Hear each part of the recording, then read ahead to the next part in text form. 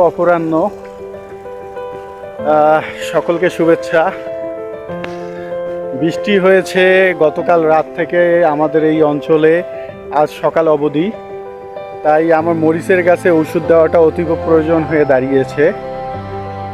আজকে মরিচের গাছে আমি ওষুধ দিব। আমার কাছে ওষুধের মাঝে আছে, যেহেতু এখন পচারই ধরে, অর্থাৎ পচন ধরে মরিচের গাছে, আমার কাছে ম্যালসার আছে, এখানে ম্যানকোজেব রয়েছে এবং কার্বনডিজাম রয়েছে।